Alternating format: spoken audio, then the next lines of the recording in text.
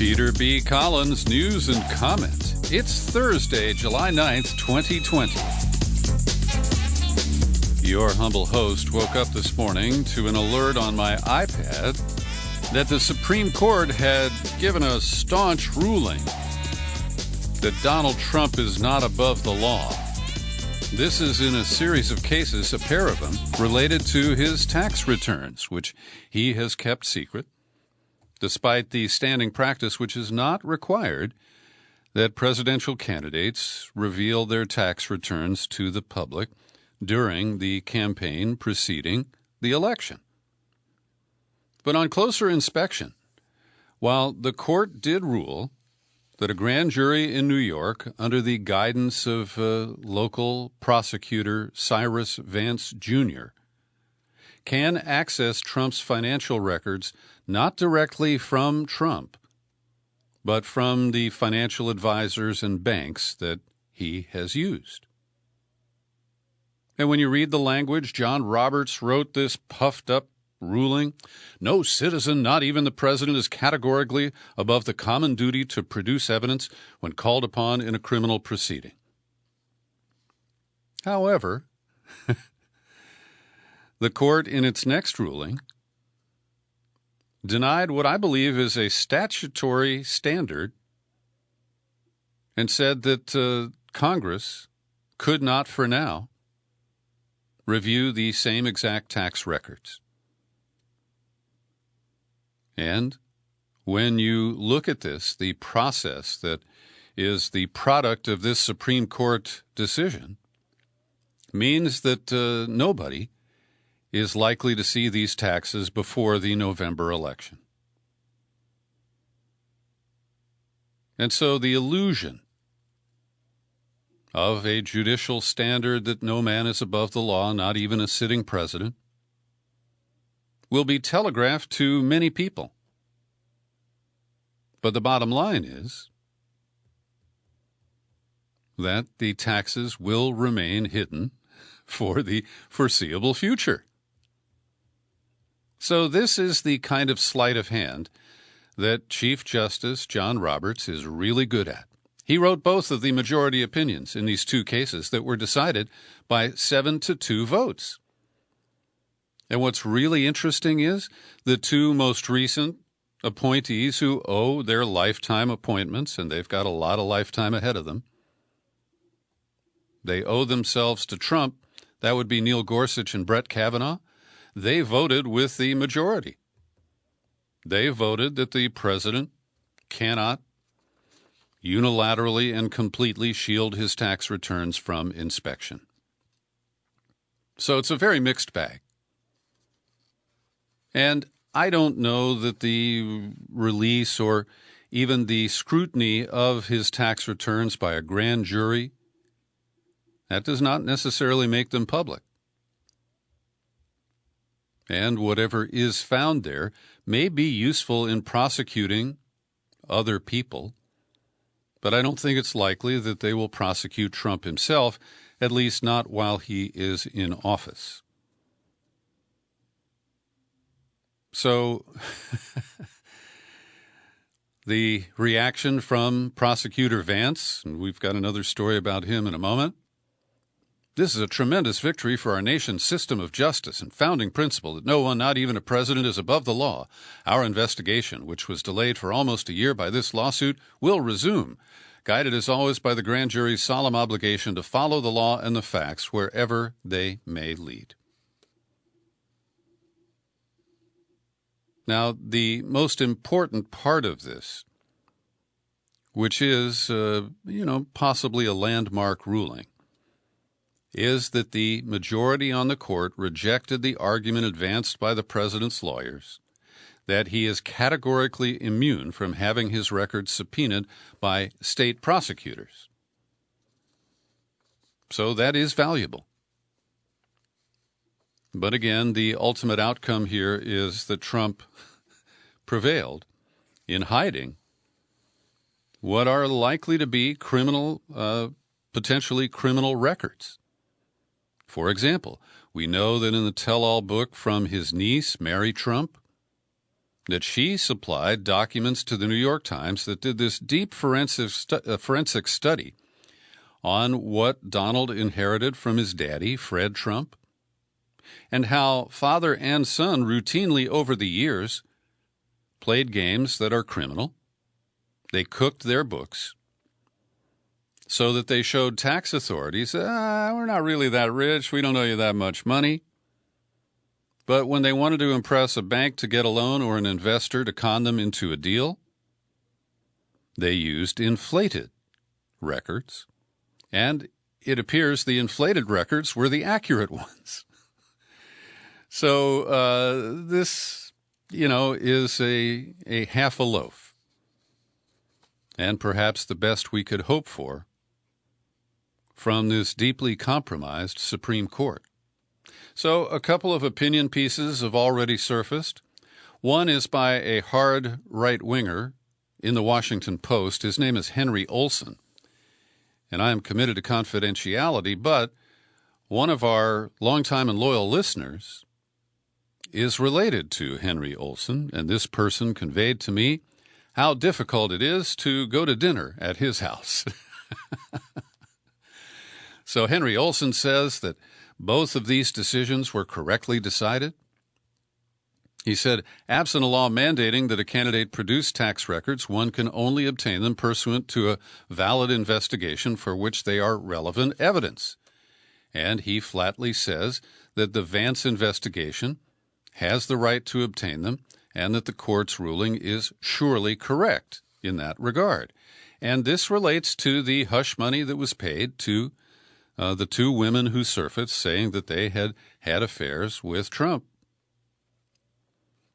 But Olson goes on to say the same considerations clearly do not apply in the pair of cases involving the congressional subpoenas. Those committees, as the majority opinions noted, did not provide as specific reasons Trump's returns were directly relevant to their inquiries. The committees instead asserted a broad right to obtain material that might be relevant to their considerations. Now, as you know, I'm not a lawyer, but I absorb a lot of information about the law, and my understanding is that under the IRS, either its charter or laws that have been passed since the Internal Revenue Service was created, gives the chairman of the Ways and Means Committee of the House the right to review any individual American's taxes. Now, again, I'm not read well enough into the case of this that was decided today as to whether that was properly argued. But that is my understanding. And Olson just quotes a passage from the ruling by Justice Roberts that this is merely a clash between rival branches of government over records of intense political interest for all involved. Well, I think that we know enough from the Cohen case and even adding Mary Trump here at the last minute that Donald Trump is a serial and long-term con man who has gamed the tax system, if not openly violated it. And for them to take this narrow view that, Congress didn't have a legislative purpose to review the returns, well, I think that's bullshit. Then a more liberal view from law professor Josh Chaffetz in the New York Times. And by the way, both of these are linked in the show file for this podcast if you'd like to peruse them. He says, don't be fooled. There were two winners in this case, and you wouldn't know that from the headlines, the president and the Chief Justice. He says Trump won because we almost certainly won't get to see his financial records anytime soon. And he says that Roberts won. He gets to posture as nonpartisan because he refused to grant Trump absolute immunity from subpoenas. He gets to insist that not even the president is above the law. And he even got the entire Democratic wing of the court to provide cover by joining his opinion on the congressional subpoenas.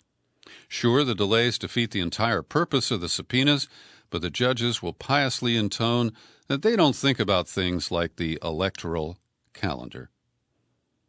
And Chaffetz continues, it's hard to read the two opinions together without getting the distinct sense that Roberts sees the grand jury subpoenas as purer, more righteous than the congressional ones.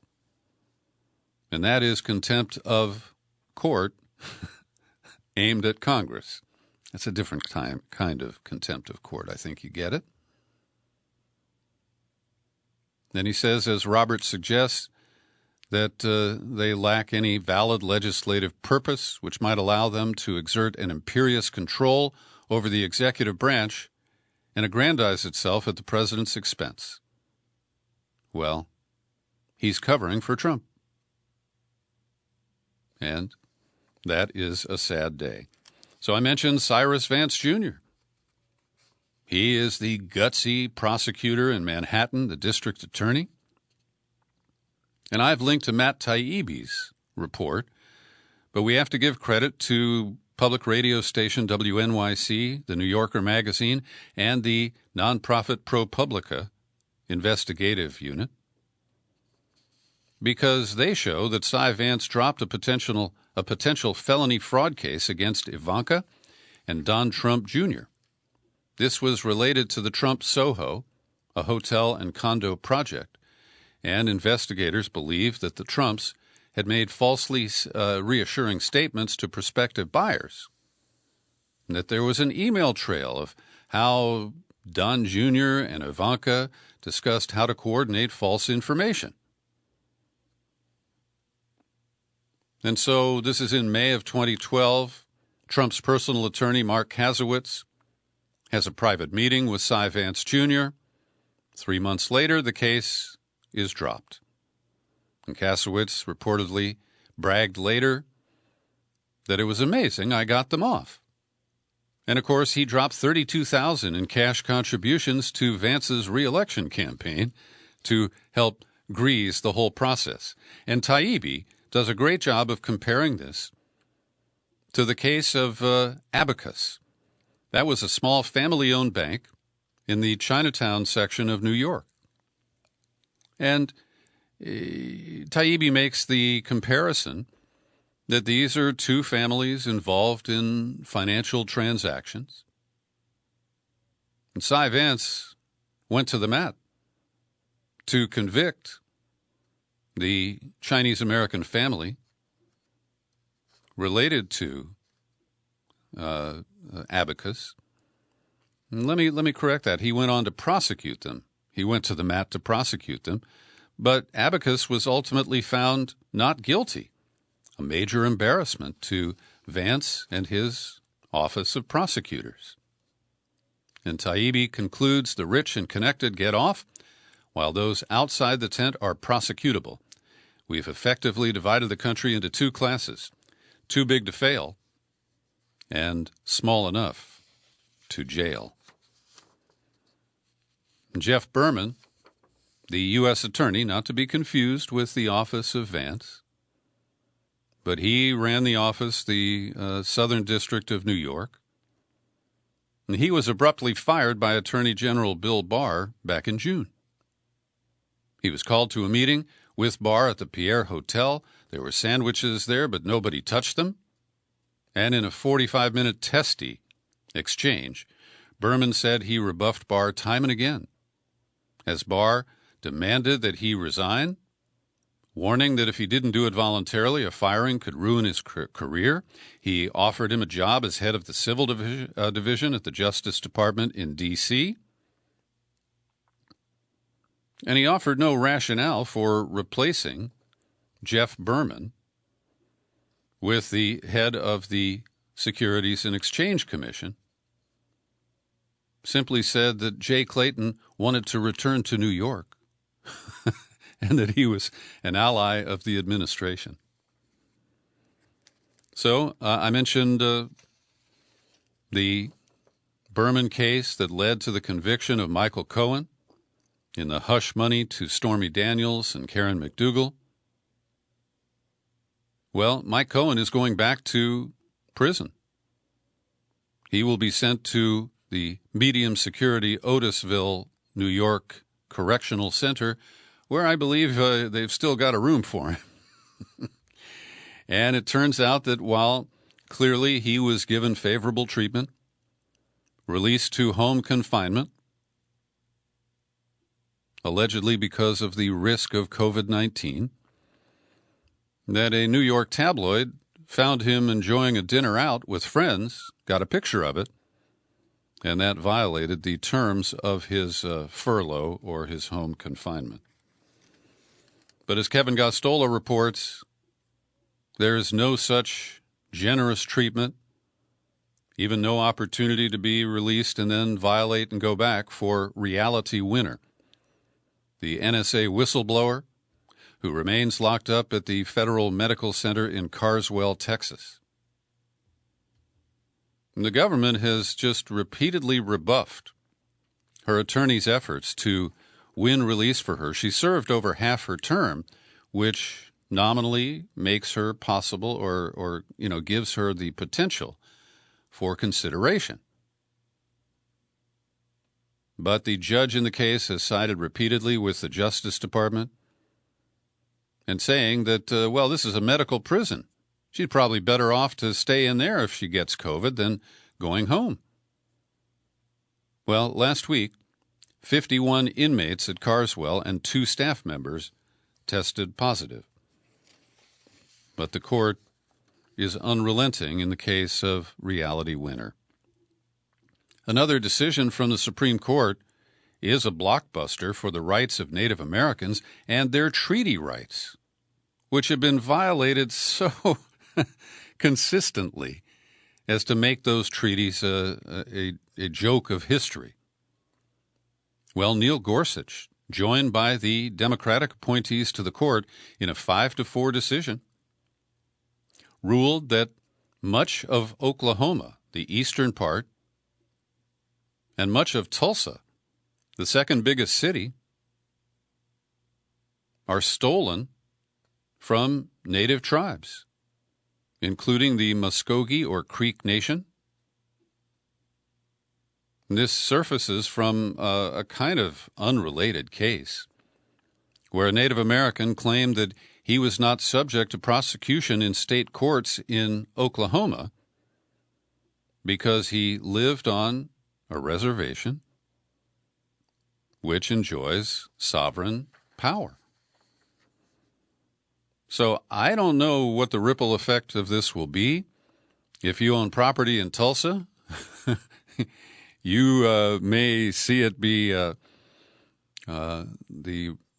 focus of an effort, a legal effort by the Native American tribes to reclaim it.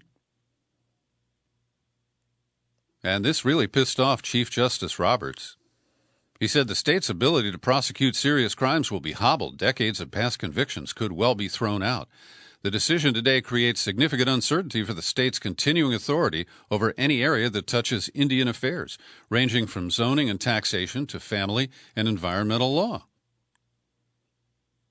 So this guy, Neil Gorsuch, has got to be really unpopular in the Trump White House.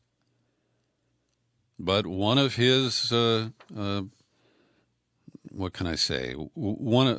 part of his track record is that he is from the West and he has sided with tribes in previous cases. So that is a significant ruling.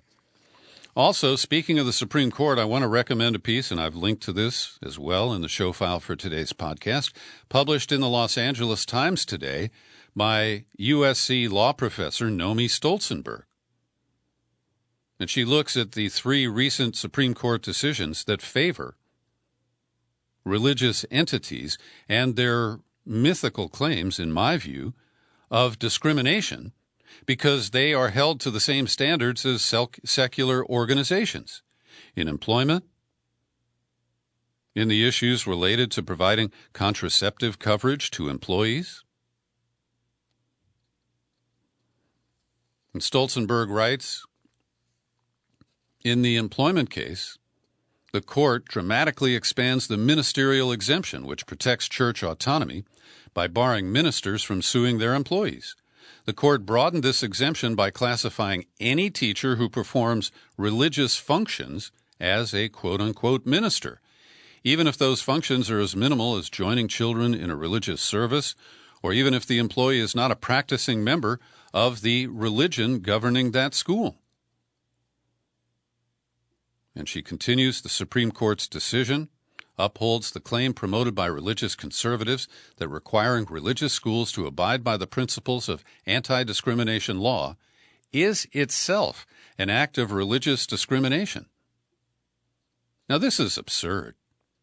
And the tilt of this court in favor of the extreme interpretations by religions of their rights and their sensitivity to so-called discrimination is convoluted and irrational.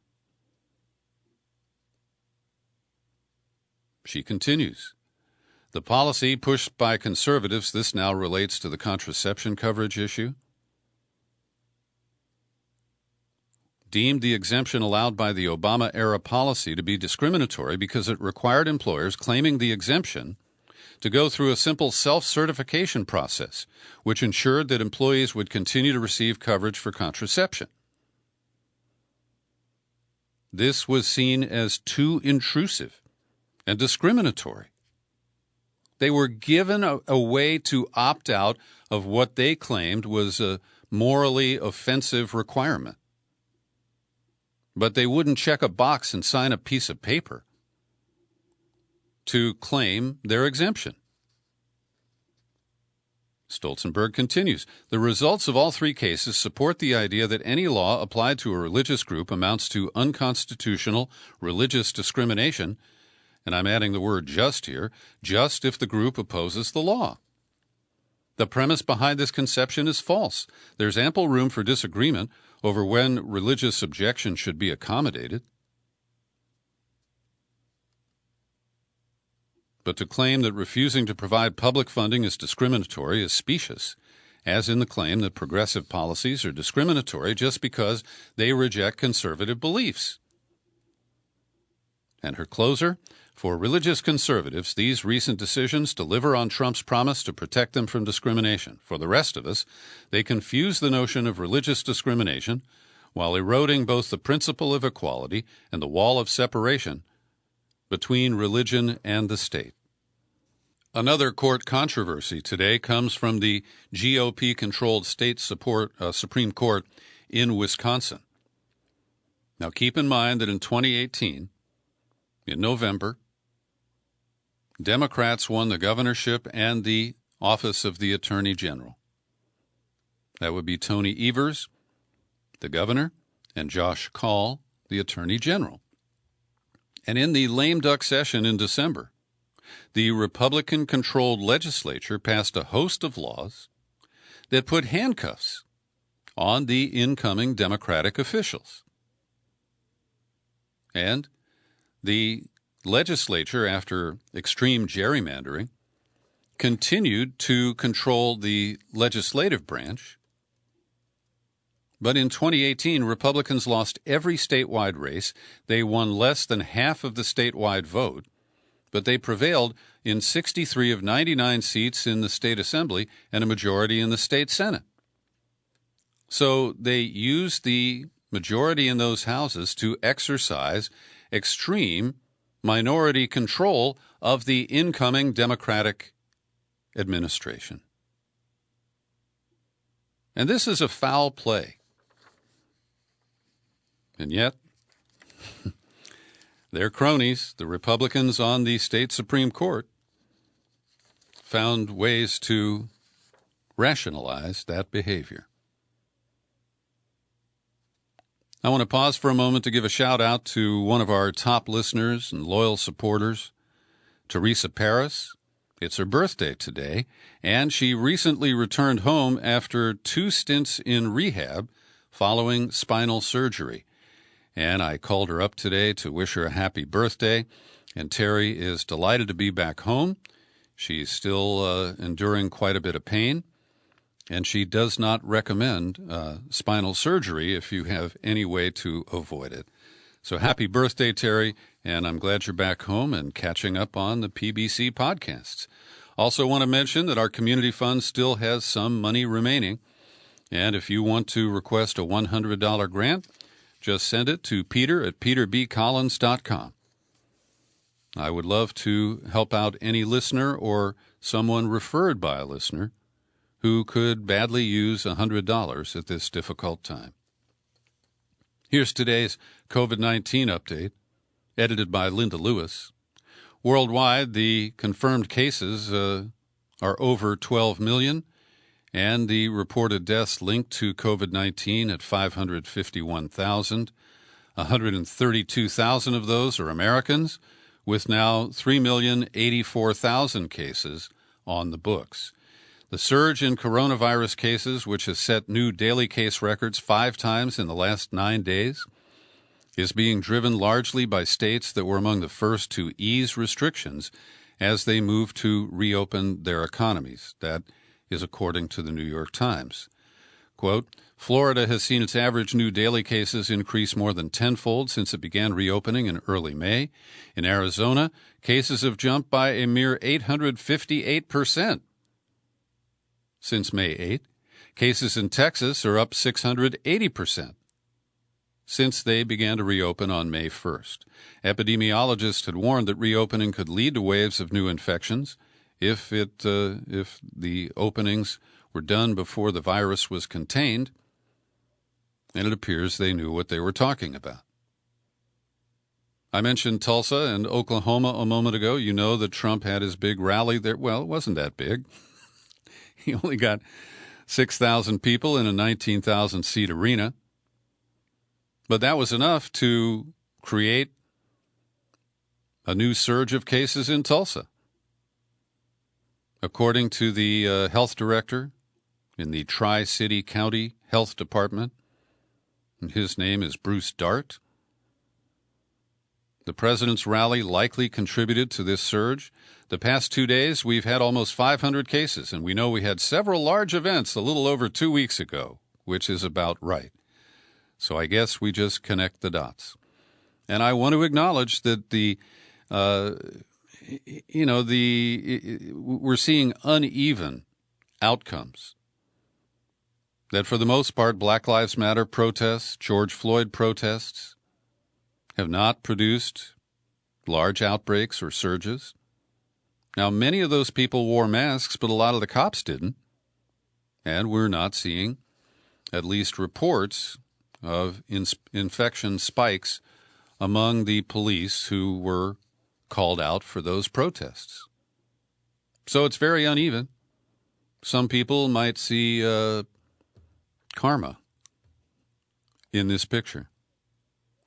In Missouri, a Christian summer camp has been shut down. 82 campers and staff tested positive for the coronavirus. Stone County Health Department will be working closely with Kanakuk camps, spelled with all Ks, to identify exposed individuals and quarantine them as necessary. The Christian summer camp program hosted kids aged 13 to 18, and we don't have a breakdown on staff infections versus the campers.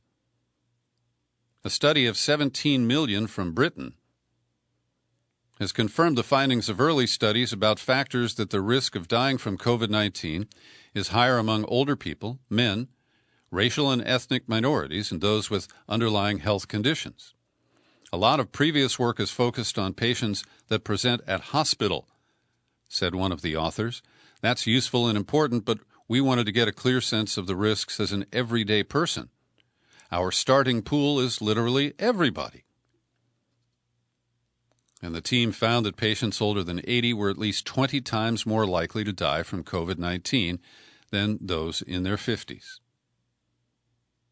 The World Health Organization, responding to that letter we reported on a couple of days ago from 200 experts, has formally acknowledged that droplets carrying the coronavirus may be airborne indoors and that people who spend long periods in crowded settings with inadequate ventilation may be at risk of infection. And here's a member of the State House in Ohio, Nino Vitale. He's urging his constituents not to get tested for the virus, flouting advice from health officials and his Republican governor, Mike DeWine. He wrote on Facebook, "This is what happens when people go crazy and get tested. Stop getting tested," he says. And then he posted a graphic and added at the bottom, exclamation point, never get tested, and then double exclamation point following. Then he asked, are you living in a dictatorship yet? And today, I got another one of those unsolicited tweets recommended to me by Twitter from a guy named Trump. And he's pushing this same bullshit. That we have too many cases because we're testing too much. And I appreciate that the media has finally given context for the data that they report, showing, for example, the surge in Arizona, 26% of the tests that they're conducting, and they don't have enough tests, there's a real shortage there, 26% are showing positive, when across the nation that level is at 5% or below. I believe Texas is at 13% these days. And that is the number that is the predictor of hospitalizations and potential fatalities.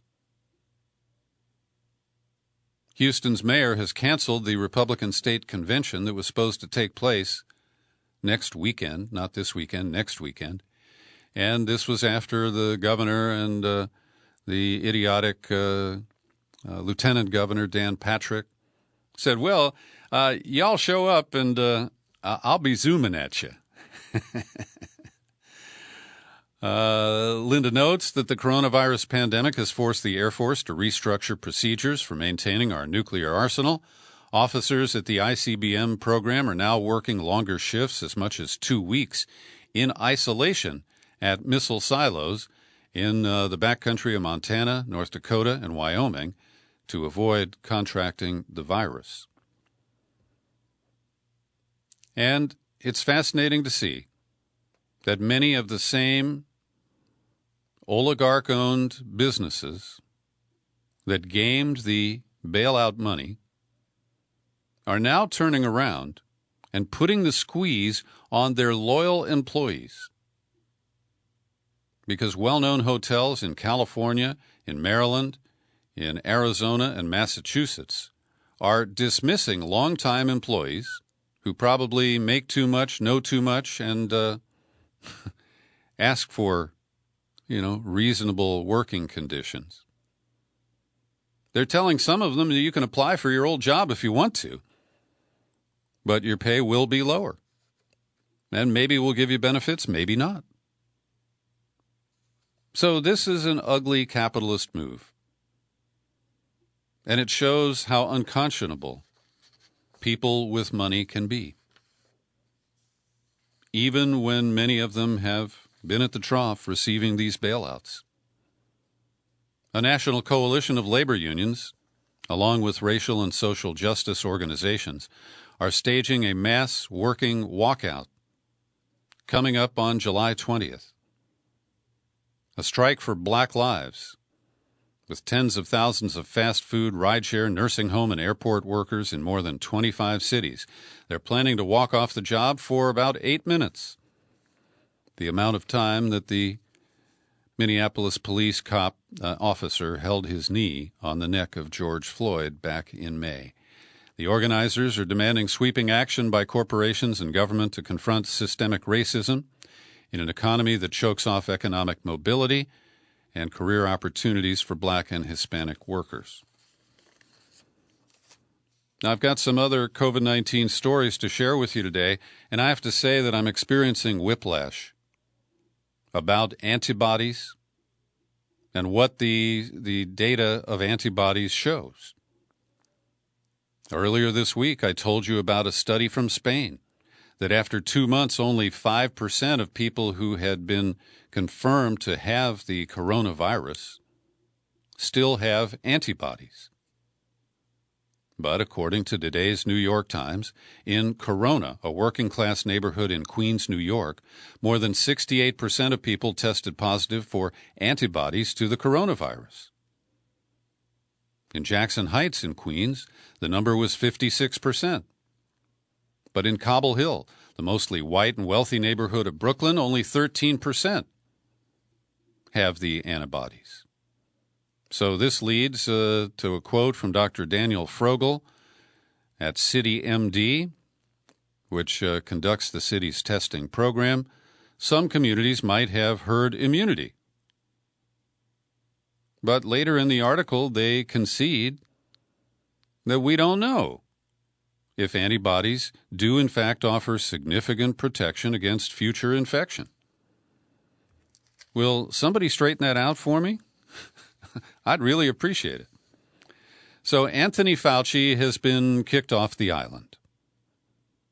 He participated remotely in a coronavirus task force meeting with the White House the other day, and then was not invited to appear when Mike Pence said, oh, yeah, the CDC is going to rewrite those recommendations about opening schools, and Trump's going to dictate the rewrite.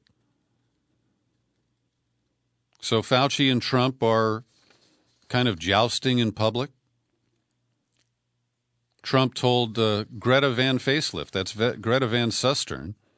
Last I heard, she was working at the U.S. propaganda agencies, Radio Free Europe and, that whole network. But according to this story in The Guardian, she recorded an interview with Trump for Gray TV. And I don't know what Gray TV is or where you can see it.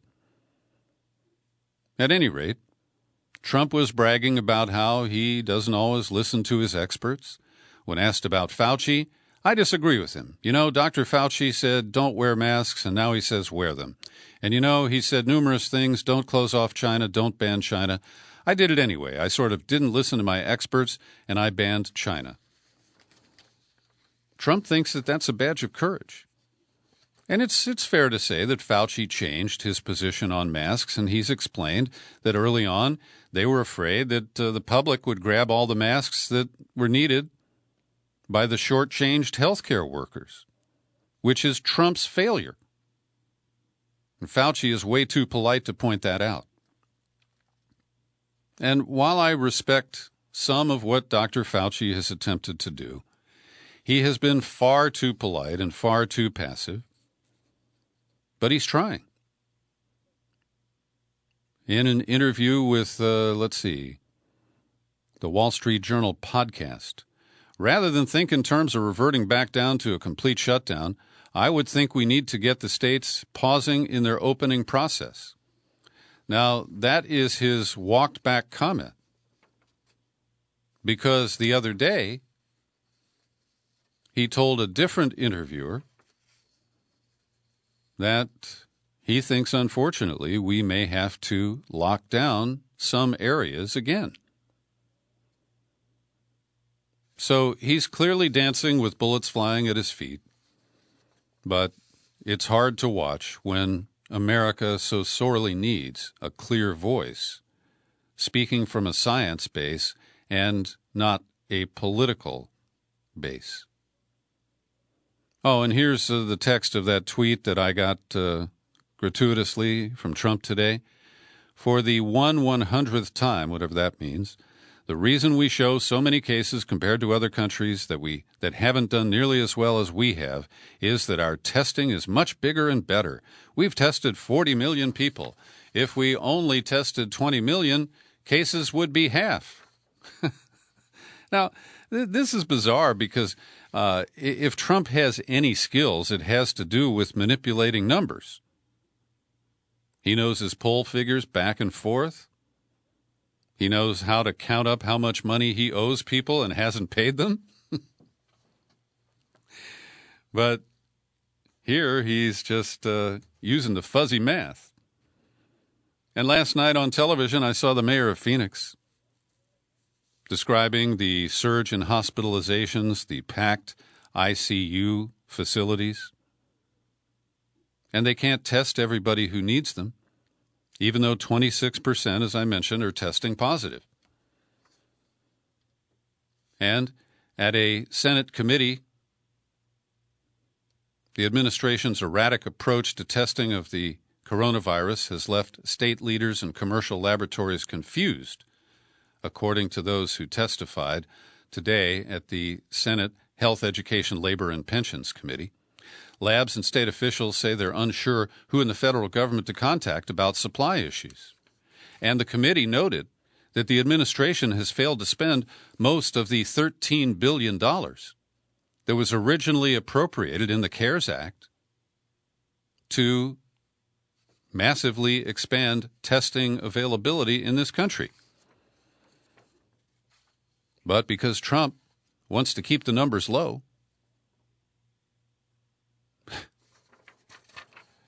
yeah, I don't even need to complete that sentence. Also, a report today from The Guardian. In West Virginia, COVID-19 has claimed only 93 lives in the past 3 months. But overdoses from opioids, where West Virginia has been an epicenter, caused nearly 1,000 deaths in West Virginia in 2018 alone. And we don't have recent numbers. Only this comment from the former director of the West Virginia Office of Drug Control Policy, Mike Brumage: the number of opioid overdoses is skyrocketing. I don't think it will easily be turned back. The American Medical Association expresses great concern at reported increases in opioid overdoses in more than 30 states. Public health officials, Kentucky, Florida, Texas, Colorado, have recorded surges in opioid deaths as the economic and social anxieties of the pandemic seem to induce or, in some ways promote addictive behavior. For the balance of the podcast here, I want to update you on stories that we have recently covered, starting in Seattle with the report from last weekend, a post-midnight march that had blocked Interstate 5 became the scene of an auto-ramming protesters. 2 were hit, 1 died. The woman who died is Summer Taylor, age 24. The seriously injured woman who was live streaming the protest, Diaz Love, I believe is still in the hospital. The man who was suspected has now been charged. Dawit Khalid is his name. I believe he's African American. He's been charged with vehicular assault, reckless driving. And we get an update from our man on the ground in Seattle, Jonah Leto. He says daily Black Lives Matter protests continue in Seattle, and touching memorials to Summer Taylor killed on I-5 are piling up in the Seattle Times and on the streets. In front of Urban Animal, where Summer worked and cared for animals, flowers and candles abound. And the driver of that white Jaguar is reported to have admitted drug addiction, and his high-profile attorney, John Brown, reports his client is in tears and distraught. The mother of Summer Taylor recalled that Summer originally didn't want to leave the house because of the pandemic, but felt called to the protests. And Summer, by the way, chose the pronouns they and their, and so in keeping with that, Jonah correctly writes, their mother noted that Summer's injuries from pepper spray and tear gas caused family concern, but Mom acknowledged that black people deal with this dread every day and asked that the work of Black Lives Matter carry on. In stark contrast, a sheriff's deputy was placed on administrative leave for posting in reference to Summer Taylor, "All lives splatter, stay off the fucking roads." Numerous police friends reportedly liked this post, and Governor Inslee condemned the posting, even though the deputy in question is his cousin and assigned to the protection detail of the King County Executive. Summer Taylor's father calls for the firing of that deputy, saying, "That guy needs to be fired now. I think anybody who was liking it, sharing it, or doing anything else with it should be fired. That's beyond obvious. It's disgusting, and it's unfathomable to me." Jonah's report continues. Hundreds of Seattle city blocks are closed to through traffic with cones and signs so that families with children can play in the roads. Similarly, the police chose to close I-5 so the protesters would have nothing but empty highways and no audience to protest in front of. It seems beyond dispute that anyone killed on a residential road by a barrier-evading motorist would not be responded to with "all lives splatter, stay off the roads." In both cases, the police and transportation departments facilitated the road closures without request from residents or protesters. The road mural that was part of the Capitol Hill organized protest, CHOP, one of the most notable artistic accomplishments of the gathering, was suddenly given a layer of clear water seal by the Central Area Chamber of Commerce president. But it also sealed road dirt and grime permanently into the mural. The artists had made plans with the city to clean it, touch it up, and then seal it. Some of the artists angrily said we did not give Seattle police or Lawrence Petrie permission to seal the BLM mural. Petrie was rude when confronted and continued to seal in dirt with an oil-based varnish to the mural, permanently damaging the work. So I want to thank Jonah for the latest report from Seattle. Now I want to update you on the police killing in Vallejo, California, which is just about 40 minutes east of me, on June 2nd, when police shot and killed a man they thought was looting a Walgreens drugstore, 22-year-old Sean Monterosa. The cops also claimed they thought that when he had a hammer that apparently had been used to break into the drugstore that was stuffed into his waistband, that they thought it was a weapon. But their cover story, and I have to call it that, doesn't hold up. They've now released some video footage from the body cam of the officer who did the shooting, and he used a rifle, a long gun, from the back seat of a pickup truck, shooting through the windshield of the truck at this young man who was described as crouching on the ground. So the police version of events, one of our detectives described what he believed was Monterosa turning towards the officers in a crouching position, half kneeling, as if in preparation to shoot. Well, previous descriptions from eyewitnesses were that Monterosa was crouching with his hands up, accepting that he was under police scrutiny. Then we have a quote from the officers after the guy with the rifle discharged 5 shots. And this happens repeatedly, where you might accept an argument from a cop that he needed to fire on a suspect. But they shoot and shoot and shoot some more, ensuring that the suspect dies. This is police brutality in the most obvious way. So video from after the shooting shows that the officer who opened fire shouted "stupid" at the victim. He dropped his gun to run back to the truck and grab a medical kit. Then he dropped an F-bomb.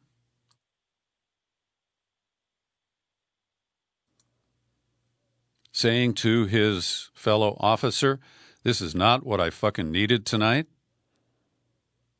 He tells an officer he thought he saw the butt of a gun, and the other cop consoles him and says, "You're going to be all right. We've been through this before."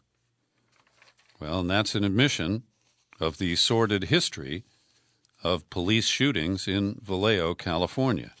In Southern California, L.A. County Sheriff's deputies, actually just one of them, but 2 of them responded to a scene where an 18-year-old security guard, Andre Guardado, was protecting an auto body shop. And a new independent autopsy authorized by his family shows that he was shot 5 times in the back. Investigators claim that Guardado produced a handgun and then ran away from them. Deputies chased him. The autopsy shows that Guardado had no drugs or alcohol in his system. The deputy who fired on him, Miguel Vega, is at the center now of the investigation. A video shows deputies pulling up as Guardado is bent over, talking to someone on the passenger side of a car.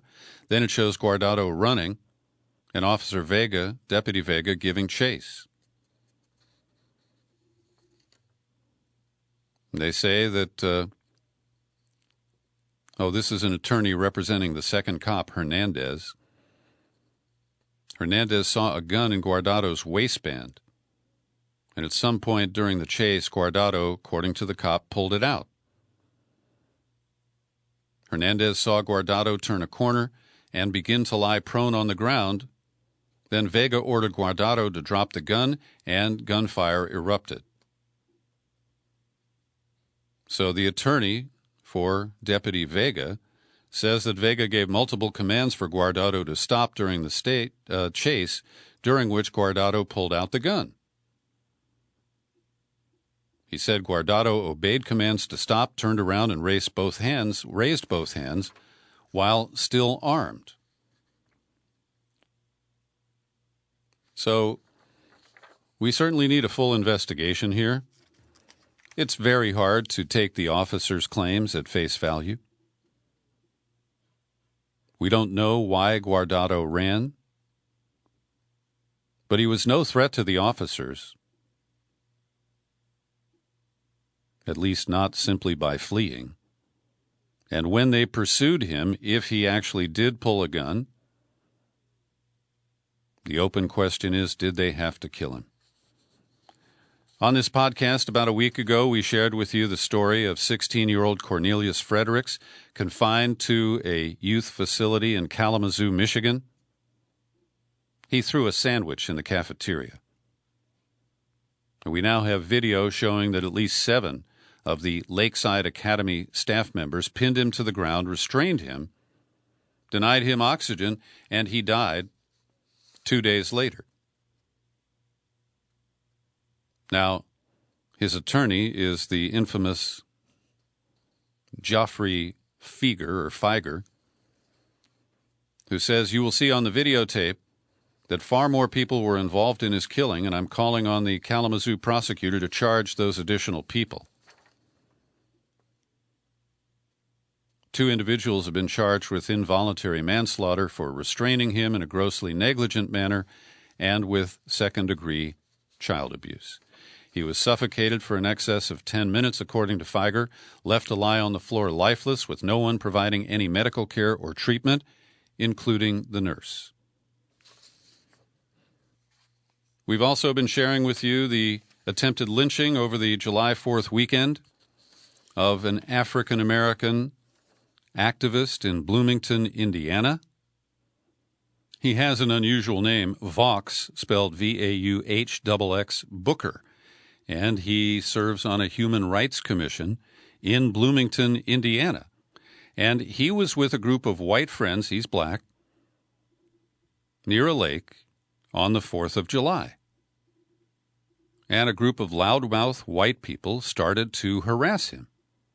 And we have some video to share with you. We're just trying to get out of here, guys. We're just trying to get out of here. So they have Booker pinned against a tree. Let him go. One person talks about getting a noose. Let him go. Please let him go. You can hear that the person who is videotaping this is challenging the white people to let him go. Get the fuck out of here. Let him go. Get your phones out here and go. Let him Shake go. your head at me Let him and go. Get the fuck out of here. They started dragging me towards a tree, got me pinned down, and started pounding on my body. It was, you could feel the anger and the intent to try to hurt me. No, what's up? So this is ours, too. Oh, yeah? Well, stay the fuck off the property, you dumb fuck. Not on your property now. Oh, do something then. Do something then. I'm not trying to go I'm there right with here, you, buddy. baby. I'm not trying to go there with you. This is private property. This is public property. Let's do this. You want me to break your Go. Yeah, we're here. You nappy-headed bitch. What do you want to call me? About this? You with your 5 white friends? You happy with your 5 white friends?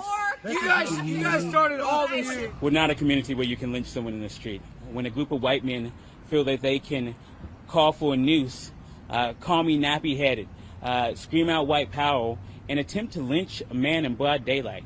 I had friends and strangers who were willing to put their lives and their bodies on the line to make sure that a man that they didn't know, that looked different than them, was able to survive the situation. Without these folks, I would be a hashtag. That's Vox Booker describing the attempted lynching. This led to street protests on July 6th, on Monday. And that was the scene where we now know the driver of a car that injured 2 protesters on Monday, 66-year-old Christy Bennett. She sped away from a group of protesters, and as she did, a woman and a man wound up on the hood of her car. And she didn't stop to, give them some relief and make sure they didn't get hurt. She kept speeding away until they got flung from the hood of the car. So Christy Bennett has been booked on preliminary charges of 2 counts of criminal recklessness, 2 counts of leaving the scene, and booked at the Bloomington Police Department. And one more catch-up. The body camera of one of the 4 officers who was involved in the detention and killing of George Floyd on May 25th in Minneapolis. The transcript of the audio from his body cam has been released.